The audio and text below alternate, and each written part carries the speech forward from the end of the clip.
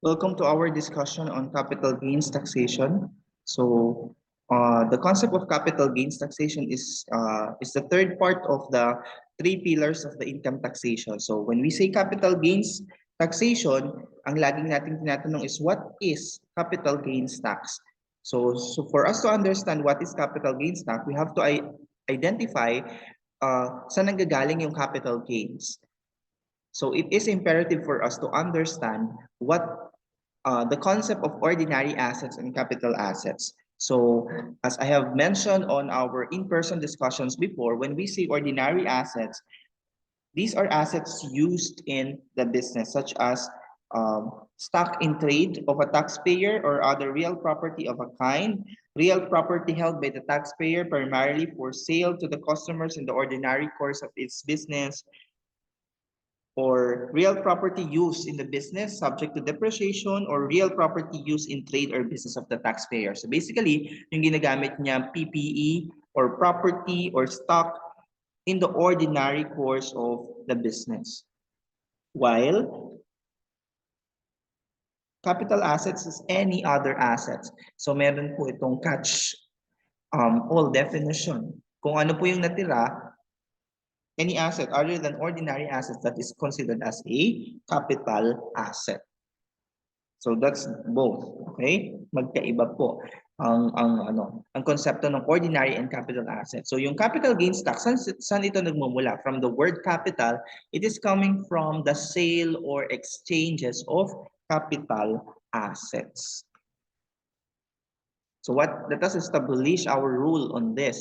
Ang scope ng capital gains taxation ay, number one, if we are looking at the gain on sale, exchange, or other disposition of domestic stocks directly to a buyer, domestic stock ha, ang tinutukoy po natin, shares of stock, this is 15% capital gains tax.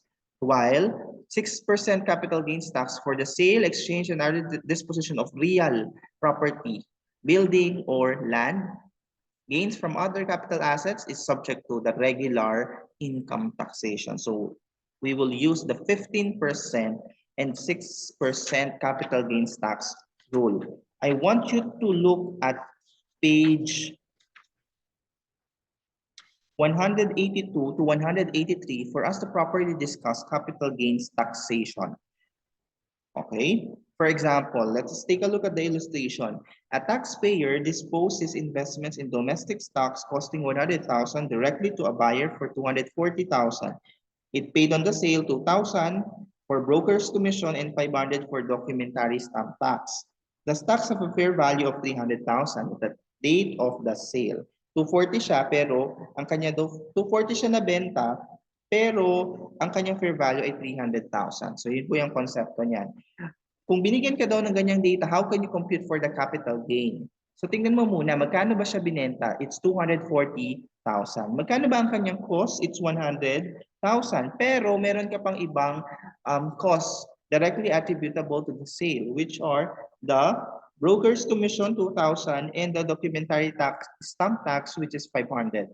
So ang capital gain mo po dyan is 137,500. 240 minus 102,500. Yun po yung capital gain na tinatawag. Okay? Kasi ito ay investment in domestic stocks. So kung ganyan po, meron kang capital gain na 137,500, ang sabi sa atin sa rule ay 15%. So 15% of 137,500 is 20,625. This is the capital gains tax due na kailangan mong bayaran. The question now is, how do we treat yung fair value? 300,000 ang kanyang fair value pero binenta mo ng 240. Parang ang logic po niyan ay merong donation na lang. Donation subject to the donor's tax later. Okay? So ibang taxation na po 'yon. It must be noted that the basis of the income tax is the realized gain. Okay? Yung capital gains tax na tinutukoy po dito should be the realized. Kung yung mismong pinagbentahan, yung gain doon. Okay? So on tax compliance, meron po tayong tinatawag na dalawa. One is the transactional capital gains tax and the annual capital gains tax. The question now is, kailan natin i-report sa BIR yung particular capital gains tax na yun. Kung na-incur natin siya o nagbayad tayo ng capital gains tax, we have to remit it to the BIR through the BIR Form 1707. Okay? And at the end of the year, we have to consolidate it through the BIR 1707A. Yun po yung annual capital gains tax. So, ibig sabihin, kung monthly ay nagre-report ako ng capital gains tax, at the end of the year, kailangan makita ko kung magkano ba. Pag pinag-total ko lahat ng aking gain, ay tama ba yung nai-limit ko sa BIR? So the question is, meron po tayong tinatawag na no loss scenario. Due to the flat 15% tax, there will be no capital gains tax payable in the final consolidated return if all transactions during the year resulted to a gain. Filing of BIR Form 1707A may not even be necessary. Kasi po pwede, nung kinompute mo na ang iyong consolidated return ay wala naman palang gain. Okay? So yun po yung sinasabing no loss scenario. At hindi pwedeng magkaroon ng capital gains tax payable at the end of the year. Okay? So that is the concept of the capital gains tax. You also take a look at page 184. Makikita nyo po dyan yung application ng capital gains tax on the preferred, common, and stock rights. Preferred stock, 15%. 100,000, 15%. Ayan po, yung gain. Ang total niya ay pag pinagsama-sama mo yung January, March, and May, 30,000.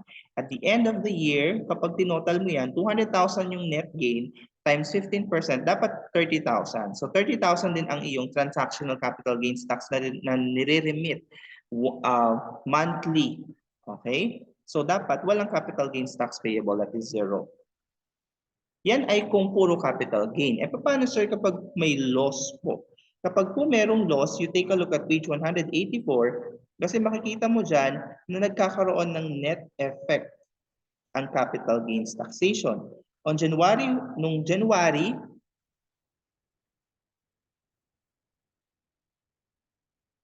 okay, kung makikita nyo po nung January, ang nakalagay po dyan ay nung January, ang nakalagay po dyan ay meron kang capital gains tax na 110,000 times 15% kasi 210 minus 100,000. Nung March, dahil meron kang loss, walang capital gains tax payable. Pero nung August, ang capital gain mo ay 90,000, ibawas mo po yung loss mo nung nakaraan. 90,000 minus 10,000, that's 80,000. Yun po ang i-multiply mo sa 15%. That's 12,000. The taxpayer shall pay 12,000 on deadline is September 13 for the date August 14.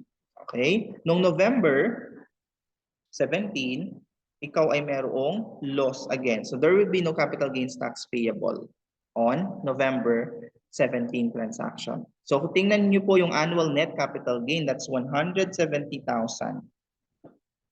Times 15%, that's 25,500. Eh, ang total transactional CGT paid mo ay isang 16,500 at isang 12,000. Magkano yun? It's 28,500 ang iyong naibayad. Capital gains tax payable or overpayment is 3,000. The tax code does not allow interperiod carryover. Kasi kung titingnan mo, meron kang, sumobra ka ng binayad. Kasi nung inannualize mo, dapat 25,500 lang binayaran mo. Pero ang transactional CGT na binayaran mo ay 28,500. So ano ang guidance? The tax code does not allow interperiod carryover or the carryover of capital loss to succeeding taxable year. The taxpayer could not roll over the 20,000 capital loss to transactions of the following year.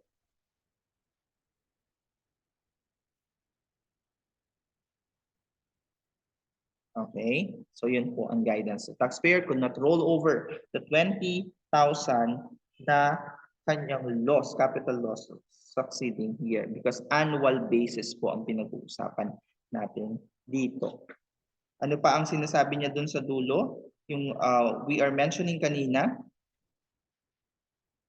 There will be no capital gains tax payable in the final consolidated return if all transactions during the year resulted to a gain. Filing of BIR 1707 may not even be necessary.